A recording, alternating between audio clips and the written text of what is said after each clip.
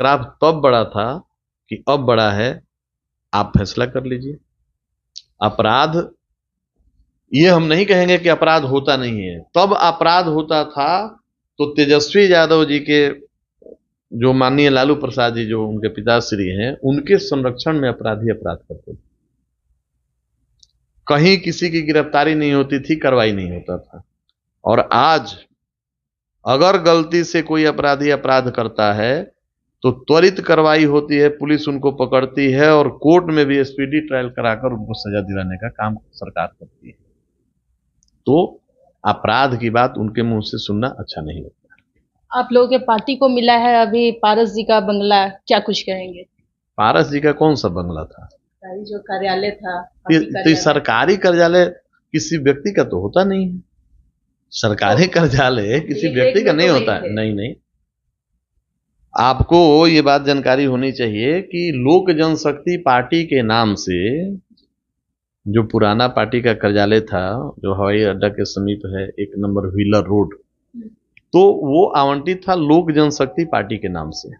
अब लोक जनशक्ति पार्टी को जो चचा श्री ने पार्टी तोड़ने का काम किया, पार्टी के संस्थापक दिवंगत और हम लोगों के परम श्रद्धेय पद्म भूषण से सम्मानित स्वर्गीय रामविलास जी की बनाई गई पार्टी को तोड़ने का जब काम आदरणीय पशुपति पारस जी ने किया, तो निर्वाचन आयोग ने उस पार्टी को फ्रीज कर दिया। अब जब लोक जनशक्ति पार्टी फ्रीज कर दी गई, सिंबल फ्रीज कर दिया गया, हम लोगों ने, हमारे राष्ट्रीय अध्यक्ष आदरणीय चिराग पासवान जी के नेतृत्व में एक नई पार्टी बनाई, लोक जनशक्ति पार्टी रामविलास, और उन्होंने भी अपनी एक पार्टी बनाई, राष्ट्रीय लोक जनशक्ति पार्टी। तो वो कार्यालय लोक जनशक्ति पार्टी के नाम से आवंटित था। अवैध रूप से आप उस कार्यालय में अगर रह रहे थे और भारत सरकार के सर्वोच्च पद पर आप भारत सरकार के कैबिनेट मंत्री रहते हुए, उस पार्टी के राष्ट्रीय अध्यक्ष रहते हुए, अगर सरकारी संपत्ति पर आप अवैध रूप से काबिज थे, तो ये सरासर अपराध है और ऐसे अपराध से बचना चाहिए। जब सरकार ने विखंडित कर दिया, जो आवंटन था अवैध था उसको रद्द कर दिया और जितने दिनों का किराया का भुगतान करना था उसका डिमांड कर दिया, हम लोगों को जब आप मीडिया के साथियों के माध्यम से मालूम हुआ, तो हमारे पार्टी के प्रदेश अध्यक्ष जी ने कार्यालय आवंटन का आवेदन दिया और सरकार ने हमको आवंटित कर दिया है। और ऐसे परिस्थिति में चाचा जब भारत सरकार के मंत्री रहते हुए सरकारी जमीन पर या सरकारी कार्यालय पर अवैध रूप से काबिज रहते हैं, ये सरासर गलत है, ऐसा उनको नहीं करना चाहिए। और सरकार ने जब विखंडित कर दिया है तो अविलंब उनको खाली करके और सरकार का जो बकाया उसका भुगतान कर देना चाहिए। तो क्या लगता है ऐसे में पारस जी और उनके पार्टी के साथ ये न्याय हो रहा है? भारत की जो व्यवस्था है वो संविधान से चलती है। व्यक्ति के साथ क्या हो रहा है ये महत्वपूर्ण नहीं, महत्वपूर्ण ये है कि हमारा संविधान क्या कहता है, हमारा नियम क्या कहता है और प्रावधान क्या कहता है। और प्रावधान यही है कि बिहार में मान्यता प्राप्त पार्टियों को अपने कार्यालय के लिए भवन आवंटित किए जाते रहे हैं और उसमें नियमन है कि हर प्रत्येक 2 साल में आपको उस आवंटन को रिन्यू कराते रहना है, जो कि नहीं कराया गया। और दूसरे पार्टी के नाम से, लोक जनशक्ति पार्टी के नाम से आवंटित कार्यालय में आप अवैध रूप से काबिज रहे।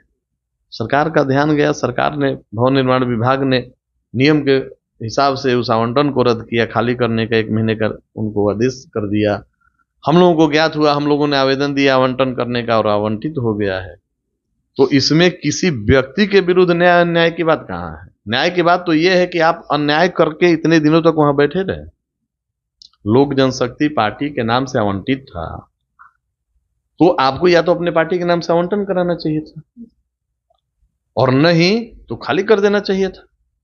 अब चाचा आज भारत सरकार के मंत्री नहीं है, भारत सरकार के माननीय मंत्री होने के नाते दिल्ली में भी उनको आवास प्राप्त हुआ था, जो सरकारी आवास है। तो अब आप जब भारत सरकार के मंत्री नहीं है तो वो आवास तो आप नहीं रखेंगे, आप खाली करेंगे। तो उसी तरह जब यहाँ पार्टी, लोक जनशक्ति पार्टी फ्रीज हो गई तो आपको तो खाली कर देना चाहिए था, आपने खाली नहीं किया। तो ये व्यक्ति विशेष की बात नहीं है, नियम और संविधान की बात। तो आपने सुना, ये थे हमारे साथ उल्लास पांडे। जिस तरीके से तेजस्वी यादव ने महंगाई और अपराध को लेकर सवाल हमेशा खड़ा कर रहे हैं कि महंगाई एक तरफ देख लिया जाए तो चरम सीमा पार करी है और अपराध जो है बिहार में हमेशा लगातार बढ़ता हुआ नजर आ रहा है। तो इस पर क्या कुछ इनकी प्रतिक्रिया था, आप लोग सुन रहे हैं। वीडियो के माध्यम से कमेंट करके जरूर बताइएगा। फिलहाल के लिए हमारे साथ बने रहे, बहुत बहुत धन्यवाद। परफेक्शन IAS, UPSE और BPSC फाउंडेशन क्लासेस के लिए समर्पित संस्थान। यहाँ आपको UPSE selected and interview appeared faculties द्वारा गाइड किया जाता है। Separate batches for Hindi and English medium. 65वीं और 64वीं BPSC एग्जाम में 69 और 107 रिजल्ट्स एवं 66वीं BPSC एग्जाम में 131 रिजल्ट्स हासिल किया है परफेक्शन IAS टीम ने। परफेक्शन IAS, कुमार टार, बोरिंग रोड, पटना।